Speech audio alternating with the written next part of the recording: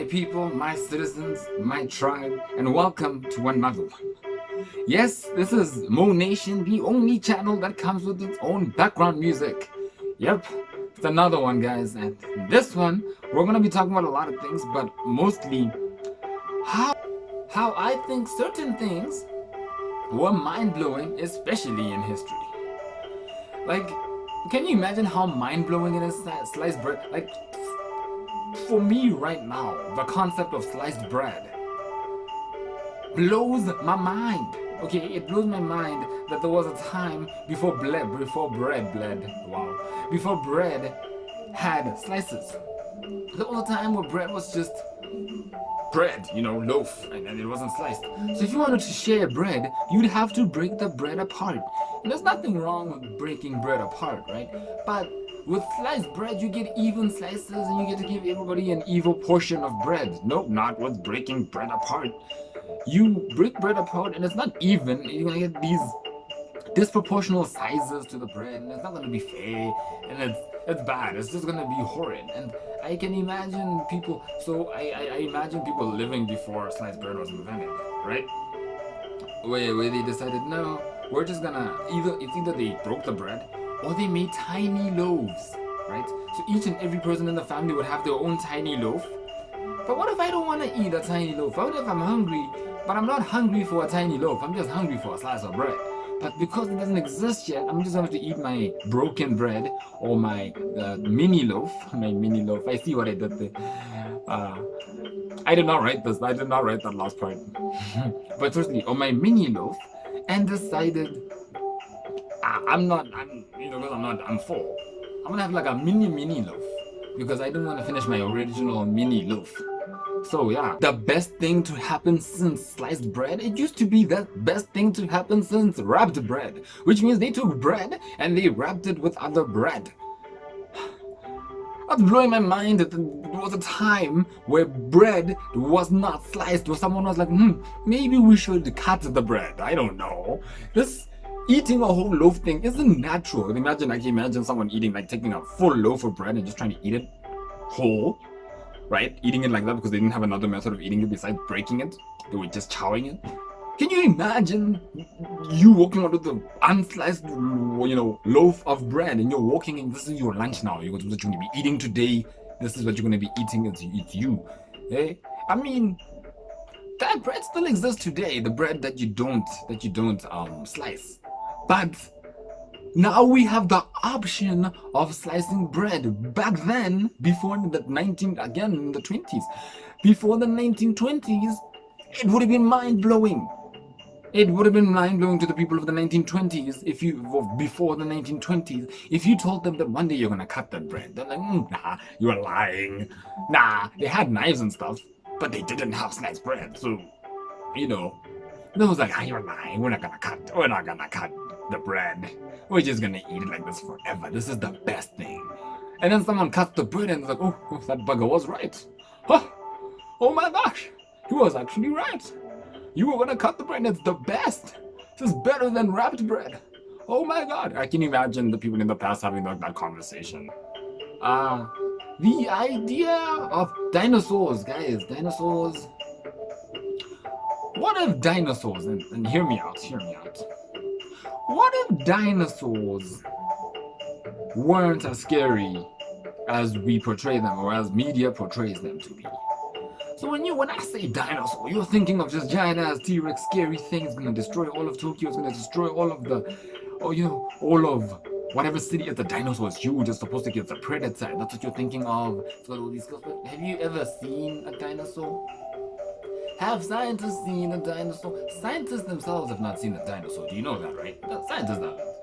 They've seen skeletons, they've drawn pictures, they've decided that's what it looks like.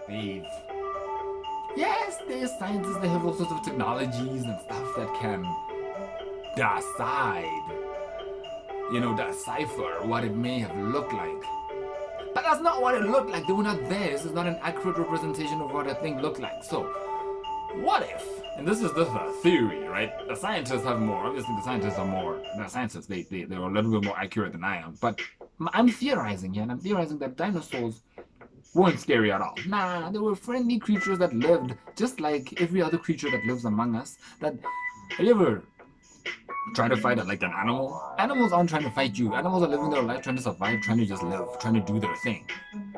So what if the dinosaurs were exactly like that? They were not trying to kill either other animals. They were trying to preserve their lives. They were trying to, not trying to get into politics and whatever, but they were peaceful creatures, and we are portraying them as these scary things, and we don't know. And also, as for the sound dinosaur makes, we assume dinosaur makes like a rah type of sound. But what if dinosaurs don't make a rah type of sound? What if they make like a chicken sound or like a squeal? An embarrassing squeal that you're like, and then you meet a dinosaur, you finally meet a dinosaur, and it disappoints you by squealing and not going rah and scaring the out of you, right? And lastly, the idea of animated, right? I imagine, because obviously pictures were drawn, people did draw pictures and stuff, but the pictures didn't move. They were just pictures. They were just still images, or just this. So the minute someone decided we're gonna take this drawings, not because I see video is also different. I'm saying drawings that were moving, animation. And someone decided we're gonna take a drawing, someone drew a picture, and we're gonna move it. Can you imagine the 16th chapel? Yeah, okay, that one. That painting, the 16th, the 16th, I keep calling it the 16th, and it's not the 16th. The 16th. I'll write it down, it's the 16th. The more you know. But can you imagine the 16th chapel moved? They animated, I mean, obviously I could find an animated version on the internet today, but at the time, the 16th chapel was actually drawn. Can you imagine it moved then? They'd call it the witchcraft. They'd be like, no, this person's performing witchcraft. They're making pictures move. They're making drawings move. It's witchcraft. And today, it's a very normal practice. Someone can just take the Sistine Chapel, animate it, and voila. But can you imagine life before animation? Whoa! Must have been a dark time. Because we were just sitting there staring at pictures. Here's a picture. You're staring at pictures, not moving. Must suck to be you. Like the only thing you saw moving, obviously I'm not talking about television, I'm just talking about picture animation in general. I'm not talking about movies, I'm not talking about actors and movies and plays. Because those things existed, there were plays at least. And then someone invented the television and then they put the plays onto television. That's something else, that's still live action. I'm saying animation. Concept of animation must have blew people's minds. People must have thought that other people were cray-cray, or what's the word? Witches. You know how everyone was a witch back in before 1900s? Everyone was just a witch? Yeah. Could have been the same concept with animation. Oh, sliced bread. You're gonna cut the bread? Witch. You're gonna move a picture? Witch. You know what a dinosaur looked like? Witch. I don't even think they used the word wizard. I think you were just a witch, even if you were male. You were just a witch. It's bad. No, but seriously, you guys, it says here the first form of animation was invented in 1908.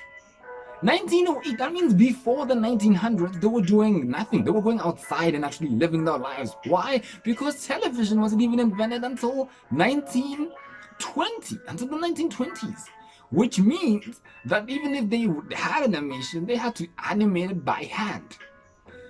I don't think you understand what I'm saying. They had to animate every single individual movement by hand, which is something, I guess, they did until computers were a thing. But it became easier when technology progressed. But then, because now people animate with the mouse, people animate with computers. You can just copy paste. But by hand, you had to redraw the image. You had to then make it move. You had to.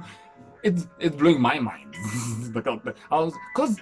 That means if animation was invented even before 1902 or 08, they would have been called witches. Because 1800, 1700, everyone was called a witch in back in the day. Everybody.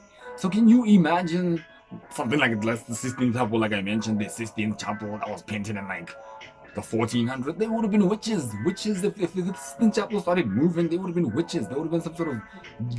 They would have either been witches, or they would have been some sort of force from heaven, some sort of godly force that made the images move. It wasn't animation, it was mind-blowing.